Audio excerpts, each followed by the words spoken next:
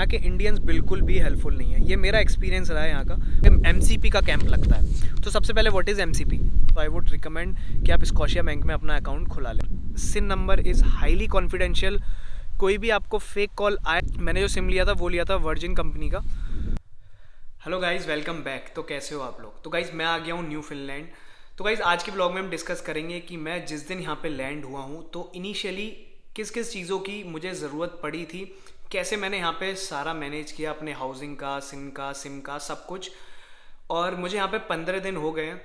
कौन कौन सी प्रॉब्लम्स मैंने फेस की थी और मैंने उन्हें कैसे ओवरकम किया। तो गाइज़ चलिए शुरू करते हैं इस ब्लॉग को बिना किसी देरी के। तो गाइज सबसे पहले मैं आपको बता दूं, सेंट जॉन्स न्यू फिनलैंड बहुत ही सुंदर जगह है। ऐसी जगह मैंने अपने लाइफ में तो आज तक नहीं देखी। तो गाइज न्यू फिनलैंड एक आइलैंड है और उस आइलैंड पे एक छोटी सी सिटी है, वो है सेंट जॉन्स। यहाँ के घर, यहाँ की स्ट्रीट्स, यहाँ के लोग, सारी चीज़ यहाँ पे यूनिक है। तो गाइज चलिए बात करते हैं डिटेल में। थोड़ा सा बाहर दिखाता हूँ मैं आपको, घर के बाहर का स्ट्रीट।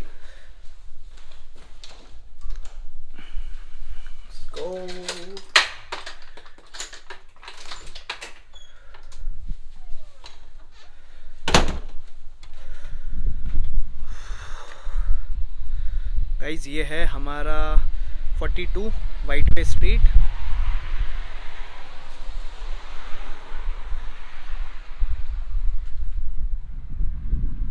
बहुत सुंदर स्ट्रीट है। घर को कर देता हूँ मैं लॉक और हम चलते हैं थोड़ा स्ट्रीट में।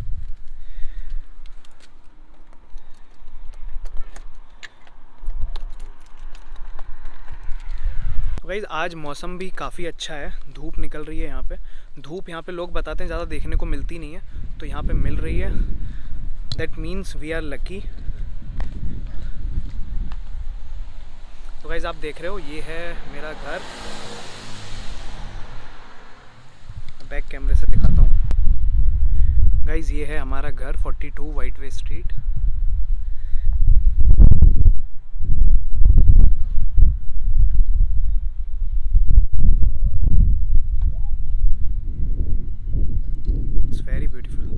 गाइज़ ये जो है, इसमें कुछ बांग्लादेशी स्टूडेंट्स रहते हैं, उन लोगों से भी जान पहचान हुई है।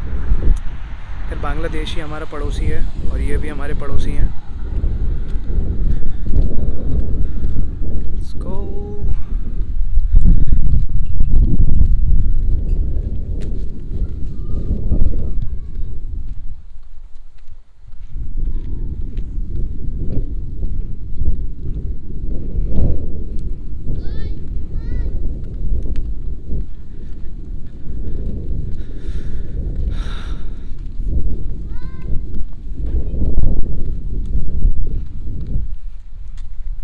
गाइज आप यहाँ के घर देख रहे हो, ये सारे वुडन घर हैं, क्योंकि स्नो में ये थोड़े वार्म रहते हैं, इसलिए यहाँ पे घर सारे वुडन के बनाए हुए हैं।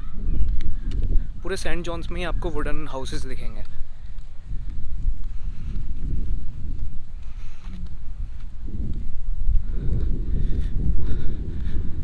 हर घर के आगे एक गार्डन है, पार्किंग की जगह है।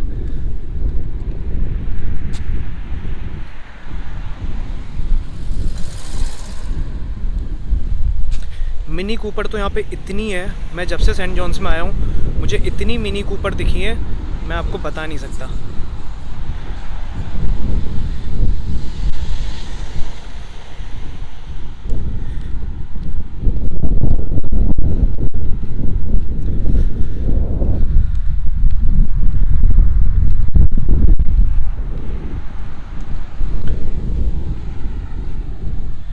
गाइस यहाँ के लोग भी काफ़ी अच्छे हैं। मतलब यहाँ पे इंडिया जैसा नहीं है, अगर मैं रोड क्रॉस कर रहा हूँगा तो गाड़ी यहाँ पे 100-200 मीटर पहले ही से ही रुक जाएंगे।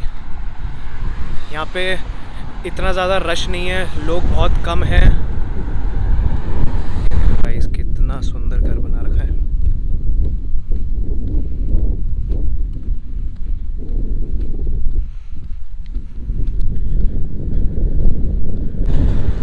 तो हम चलते हैं, यहाँ पास में एक पार्क है, वहाँ जाके बैठते हैं और मैं आपको सारी डिटेलिंग देता हूँ।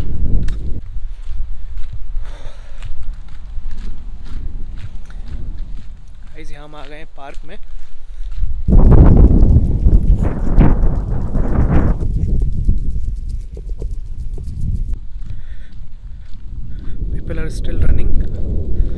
गाइज़ अगर आप मुझसे पूछोगे, I personally like this place very much. मतलब ये प्लेस ऐसा है, क्राउडेड नहीं है बिल्कुल, लोग यहाँ पे बहुत कम है। अगर कनाडा के आप किसी भी रीजन में जाओगे, Toronto, Montreal, Vancouver and everywhere, मतलब वहाँ इतने लोग हैं, इतनी ज़्यादा पॉपुलेशन है, बट यहाँ लोग है ही नहीं। यहाँ पे रात में अंधेरे, शाम हो जाती है, शाम के बाद कोई बाहर नहीं निकलता, सब अपने अपने घरों में रहते हैं। तो इफ़ यू लाइक पीस, तो ये जगह आपके लिए है।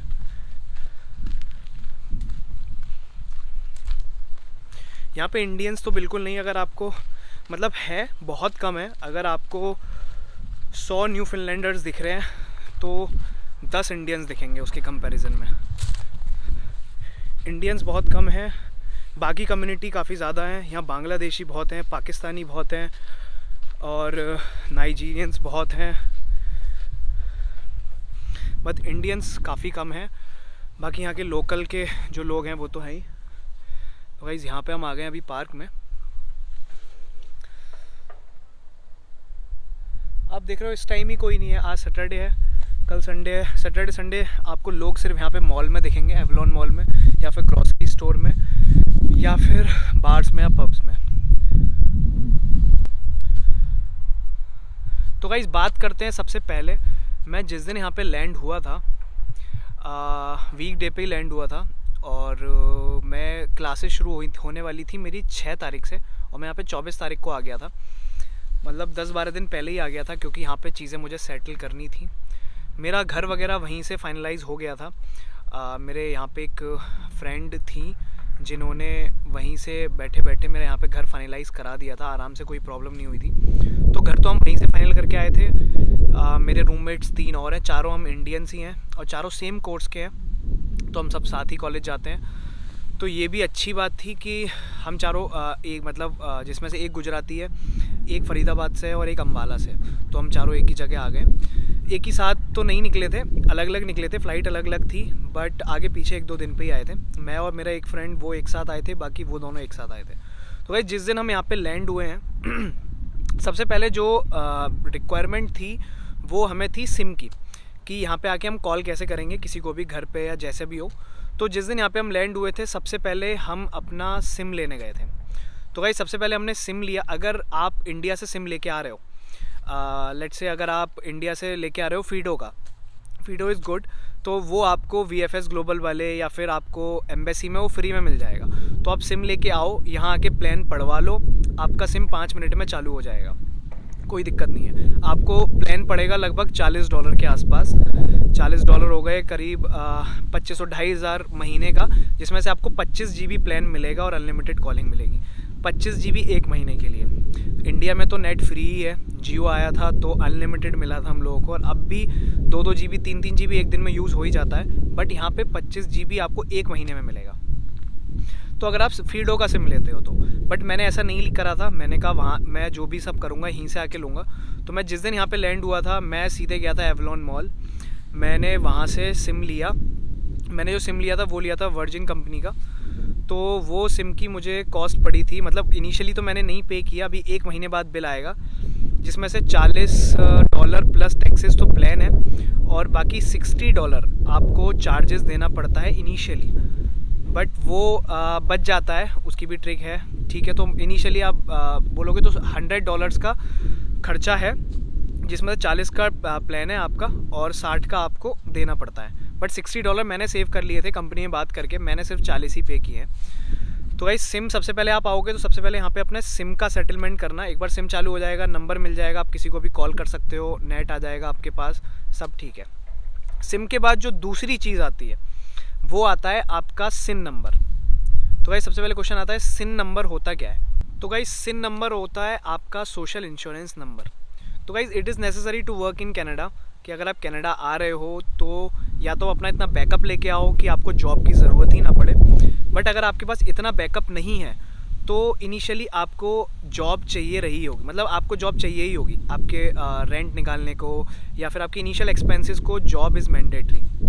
तो सिन की हमें तब ज़रूरत पड़ती है जब जब हम जॉब के लिए अप्लाई करते हैं या कहीं काम पे जाते हैं, तो तब हमें सिन नंबर की रिक्वायरमेंट होती है। बेसिकली ये हमें एम्प्लॉयर को प्रोवाइड कराना पड़ता है, जिससे कि जो भी हमारी सैलरी वगैरह है वो हमारे सारे अकाउंट में आती है। जैसे कि जब आप अपना यहाँ पे अकाउंट खुलाओगे तब आप बिना सिन के अकाउंट नहीं खुला सकते। आपको सिन नंबर चाहिए। जब आप कोई भी आपको क्रेडिट कार्ड या डेबिट कार्ड चाहिए होगा तो सबसे पहले वो आपका सिन नंबर मांगेंगे। अगर आपके पास सिन नंबर होगा तभी आप अकाउंट मतलब एक मैंडेटरी डॉक्यूमेंट है अकाउंट ओपनिंग में भी। सिन नंबर बेसिकली आपका पूरा यहाँ ट्रैक रखता है कि आपके अकाउंट में कितना पैसा आ रहा है, जा रहा है, सारी चीज़ें आपके सिन नंबर डालते ही आ जाती है। तो make sure SIN number is highly confidential. कोई भी आपको फेक कॉल आए कि आपको सिन नंबर या फिर जॉब एम्प्लॉयर के अलावा कोई भी आपसे सिन नंबर मांगे, इवन आपका फ्रेंड भी, उसे नहीं देना है, क्योंकि सिन एक हाईली कॉन्फिडेंशियल नंबर है जो कि अगर आपका लीक हो गया तो काफ़ी प्रॉब्लम आ सकती है आपको। बेसिकली आपका सारा ट्रैक रखता है पैसे से लेके पूरी सैलरी अकाउंट तक का। तो मेक श्योर आप अपना सिन नंबर नहीं दो। तो सबसे पहले मैं आया था, मैंने अपना सिम का काम पूरा किया था, फिर मैंने अपना सिन नंबर लिया था। और मैंने सिन नंबर कहाँ से लिया था, वो जैसे मैं आप अगर कोई न्यू फिनलैंड यहाँ पे आ रहा है तो यहाँ पे सर्विस कनाडा है, मतलब सर्विस कनाडा हर जगह होता है। तो मैं यहाँ पे आते ही सर्विस कनाडा गया था। वहाँ मुझे सिर्फ 5 मिनट लगे थे, मेरा सिन मेरे हाथ में था। मैं वहाँ पे गया, मैंने अपना स्टडी परमिट दिया और अपनी आईडी दी, पासपोर्ट, और उन्होंने फिर 1-2 क्वेश्चंस पूछे और उसके बाद मेरा सिन नंबर प्रिंट करके दे दिया। तो मेरा सिन तो मुझे देन एंड देयर तभी मिल गया था 5 मिनट में। सिम का काम हो गया, मेरा सिन का काम हो गया, 2 काम मेरे तभी निपट गए। अब तीसरा था, मुझे अपना बैंक अकाउंट खुलवाना है। मतलब बैंक अकाउंट खुला हुआ था तो बट उसे एक्टिवेट कराना था। तो सबसे पहले क्वेश्चन आता है कि अगर आप वहाँ से आ रहे हो तो आपको कौन से बैंक में अकाउंट ओपन कराना चाहिए। तो गाइज़, अगर specially you are coming in Newfoundland और सेंट जॉन्स अगर आप आ रहे हो तो यहाँ आपके जैसे कि 2 फेमस बैंक्स हैं, CIBC हो गया और स्कॉशिया बैंक हो गया। तो अगर मुझे टोरंटो या मॉन्ट्रियल का तो नहीं पता, वहाँ पे बहुत सारी ब्रांचेस होंगी CIBC की, स्कॉशिया की। बट अगर आप स्पेशली न्यू फिनलैंड आ रहे हो तो आई वुड हाईली रिकमेंड कि आप स्कॉशिया बैंक में अपना अकाउंट ओपन कराना। क्योंकि मैंने अपने दोस्तों को देखा है जिनका CIBC में अकाउंट था, वो या तो इंडिया से अपॉइंटमेंट लेके आए, 15-20 दिन पहले लेके आए, तब जाके वो जिस दिन आएंगे उससे 2-3 दिन बाद की मिलेगी, वरना वॉक इन तो CIBC में नहीं होगा। क्योंकि यहाँ पे CIBC की ब्रांचेस कम हैं। और स्कॉशिया में अगर आप अकाउंट खुलाते हो तो स्कॉशिया बैंक के यहाँ पे काफ़ी सारे ब्रांचेस हैं। तो मैं सीधे यहाँ पे जैसे ही न्यू फिनलैंड लैंड किया था, सेम डे ही मैं एवलॉन मॉल गया, वहाँ पे स्कॉशिया बैंक है। मैं सीधे वहाँ अंदर गया, सीधे वॉक इन एंट्री हो गई थी, कोई प्रॉब्लम नहीं हुई थी। और 15 मिनट में उन लोगों ने मेरा अकाउंट एक्टिवेट कर दिया और मेरे GIC की 10,000 में से 2,000 कैड मुझे मेरे अकाउंट में ट्रांसफ़र कर दिए। और मैंने तभी क्रेडिट कार्ड के लिए अप्लाई कर दिया था। क्रेडिट कार्ड मैंने अप्लाई कर दिया था, मेरा डेबिट में पैसे आ गए थे, तो मेरा बैंक का काम वहाँ हो गया था ख़त्म। 15 मिनट लगे थे, बैंक का काम भी ख़त्म। और क्रेडिट कार्ड उन लोगों ने बोला था कि 2 हफ्ते में आपके मेल बॉक्स में आ जाएगा। तो वैसे तो अब 2 हफ्ते हो गए हैं, मैंने कल चेक किया था, कल तक नहीं आया था, शायद 1-2 दिनों में आ जाएगा। 14 वर्किंग डेज़ में आता है। तो गाइज़, अगर आप यहाँ पे आ रहे हो तो स्कॉशिया बैंक में ही अकाउंट खुलाना, आपको प्रॉब्लम नहीं होगी। और स्कॉशिया बैंक में ये है कि जैसे जैसे आप क्रेडिट कार्ड यूज़ करते जाते हो, आपको उसके कुछ पॉइंट्स मिलते रहते हैं। तो वो पॉइंट्स जो है वो आपको रिडीम कर सकते हो, एज इन उसे कैश तो नहीं करा सकते, बट उस पॉइंट्स की आप ग्रॉसरीज़ में या फिर मूवीज़ वगैरह देखने में स्कॉशिया बैंक में आप रिडीम कर सकते हो। जैसे एवलॉन मॉल में स्कॉशिया बैंक का आप वहाँ ऊपर सिनेमा हॉल जाओगे तो अगर आपके पास पॉइंट्स हैं तो आप उसे रिडीम करके कोई मूवी वगैरह देख सकते हो। यही चीज़ CIBC का अलग है। CIBC अच्छी है नो डाउट, बट यहाँ पे उसकी ब्रांचेज इतनी नहीं है। या तो आपको अपॉइंटमेंट मिल जाए आते ही तो ठीक है, कोई प्रॉब्लम नहीं है, खुला लो, उसके पॉइंट्स रिडीम करके उसके कुछ अलग बेनिफिट्स होंगे, स्कॉशिया के अलग हैं। बट मेरा स्कॉशिया में था, और अगर आप सेंट जॉन्स में आ रहे हो तो आई वुड रिकमेंड कि आप स्कॉशिया बैंक में अपना अकाउंट खुला। गाइस, ये 3 काम मेरे निपट गए, सिन हो गया, सिम हो गया, बैंक अकाउंट हो गया। अब नेक्स्ट जो था वो था मुझे अपने घर में वाईफाई लगवाना था। तो यहाँ पे ऐसा सिस्टम नहीं है, यहाँ पे थोड़ा अलग सीन है। मतलब मैंने जैसे ही आया था मैंने वाईफाई के लिए रजिस्टर किया, यहाँ पे बेल का लगता है वाईफाई, तो यहाँ पे रजिस्टर किया। बट हमारे इंडिया में क्या होता है कि हम कॉल करते हैं जियो फाइबर को या फिर एयरटेल को, तो वो 15-20 मिनट में आके लगा के चला जाता है। मैक्सिमम 1 घंटे में आपका वाईफाई चालू हो जाएगा। बट यहाँ पे due to shortage of labour, यहाँ पे इतना लोग नहीं है काम करने को, तो यहाँ पे उन्होंने मुझे 1 हफ्ते बाद की अपॉइंटमेंट दी। मैं 24 को आया था, मुझे 31 की अपॉइंटमेंट दी थी वाईफाई लगाने की। फिर 6 दिन काफ़ी मुश्किल था बिना नेट के, हालांकि फ़ोन में था 25 GB नेट, बट वो भी कितना ही चलेगा। तो हमने 6 दिन ऐसे तैसे हल्के फुल्के नेट में करा के निकाल लिए। फिर 7th डे बेल वाईफाई वाला आया था। वाईफाई वाला जो था वो भी इंडियन था, हरियाणा से था, टोरंटो में वो कोई डिप्लोमा वगैरह करके वो पीआर के चक्कर में न्यू फिनलैंड आ गया था। मेरी उससे बात भी हुई थी, तो वो अब यहाँ पे 3 साल से न्यू फिनलैंड रह रहा है और शायद उसका पीआर के लिए उसने अप्लाई कर दिया है। वो पीआर लेने के बाद वापस चला जाएगा टोरंटो। तो फिर वो सेम डे आया, उसने वाईफाई लगाया, 10 मिनट में चालू कर गया था और यहाँ पे स्पीड भी बहुत अच्छी आती है, 1 Gbps स्पीड मिल गई है। मतलब क्लेम तो इतना करके गए हैं वो, बस आती 500-600 MB/s है, बट काफ़ी अच्छा है। वाईफाई सेटअप हमारा 1 हफ्ते बाद हो गया था यहाँ। फिर गाइज इन सब के बाद आता है हमारा इंश्योरेंसेस की बात। इंश्योरेंस कि अगर आप यहाँ पे आओगे, अगर आप स्पेशली मन में आ रहे हो, Memorial University of New Finland आ रहे हो, तो यहाँ पे आपको हेल्थ इंश्योरेंस जो मिलेगा वो आपको गार्डमी का मिलेगा। गार्डमी एक प्राइवेट ऑर्गेनाइजेशन है जो कि हेल्थ इंश्योरेंस प्रोवाइड कराती है, जो कि इंश्योरेंसेस प्रोवाइड कराती है, जिसमें आपकी काफ़ी सारी चीज़ें कवर होती हैं। डेंटल भी है I think, I am not sure, but उसमें काफ़ी सारी चीज़ें कवर होती हैं, बट उसके चार्जेस आपको आपके फ़ीस से कटते हैं। 200 या $250 महीने के कटते होंगे। शायद आपने पहली जब फ़ीस दी होगी पहले सेमेस्टर की, पहले ईयर की, तो उसमें आपने दिए भी होंगे। हर महीने के आप चेक करोगे तो $250 आपके गार्डमी के इंश्योरेंस के कट रहे होंगे। बट यहाँ पे आप जैसे ही आओगे, तो मुझे भी नहीं पता था, बट यहाँ पे मैं आया तो मुझे पता चला कि गार्डमी इज़ वेरी कॉस्टली।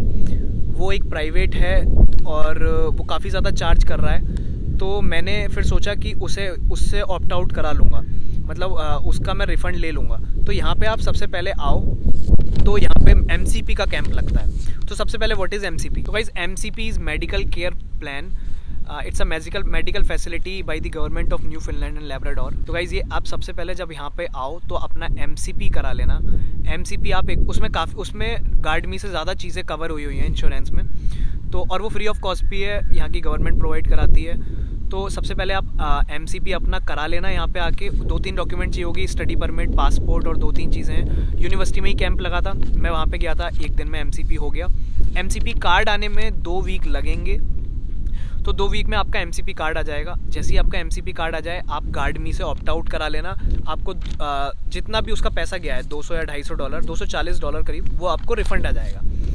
तो गाइस सबसे पहले तो एक तो ये अच्छी बात है कि आपको आते ही आपके इंश्योरेंस के पैसे वापस मिल जाएंगे, बट उससे पहले आपको MCP कराना पड़ेगा। तो गाइस ये था मेरा 15 दिन का अभी तक का एक्सपीरियंस। लकीली मैं यहाँ पे कुछ लोगों को जानता था, तो उन लोगों ने मेरा यहाँ पे थोड़ा ईजी करा दिया सारी चीज़ें। 1-2 दिनों में मेरी सारी चीज़ें हो गई थी, बाकी वाईफाई का और उन सब का हो गया था। और मेरी क्लासेस भी स्टार्ट हो गई हैं अब, 6 तारीख से स्टार्ट हो गई थी। 2 क्लासेस मैं ऑलरेडी अटेंड कर चुका हूँ। तो यहाँ पे क्लासेस में क्या है, ज़्यादा जाना तो होता नहीं है। हफ्ते में 3 क्लासेस होती हैं 2-2 घंटे की, उसके बाद पूरा दिन खाली। तो फिर यहाँ पे बंदा क्या करेगा, फिर कोई पार्ट टाइम या कुछ ऐसी जॉब ही करेगा। मैं टेक्निकल भी कोशिश कर रहा हूँ कहीं से कुछ मिल जाए। अभी इंटर्नशिप के लिए इंडीड पे और लिंक्डइन पे डाला है, बट देखते हैं, अभी थोड़ा टाइम लगेगा यहाँ पे सेटल और होने में। अभी तो फ़िलहाल 15 दिन हुए हैं।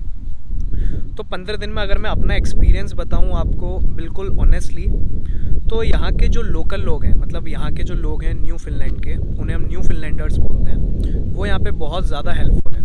मतलब लिटरली यहाँ के लोग इतने हेल्पफुल हैं कि अगर आप उनसे रास्ता भी पूछोगे ना, तो वो आपको छोड़ के आ जाएंगे वहाँ तक। और यहाँ पे जो इंडियंस हैं, ये बहुत ही कड़वी बात है और बहुत बिल्कुल सच बात भी है, यहाँ के इंडियंस बिल्कुल भी हेल्पफुल नहीं है। ये मेरा एक्सपीरियंस रहा है यहाँ का 15 दिन का। मतलब जितनों भी जितने भी इंडियन से इंटरेक्ट करा हूँ, कुछ तो बहुत अच्छे हैं, 1-2 तो ऐसे इतने अच्छे दोस्त बन गए हैं कि वो दे आर लाइक कि वो कुछ भी करने को तैयार है। बट बाकी कुछ ऐसे हैं कि उनसे अगर कुछ भी पूछ लो तो वो रिस्पॉन्ड ही नहीं करेंगे।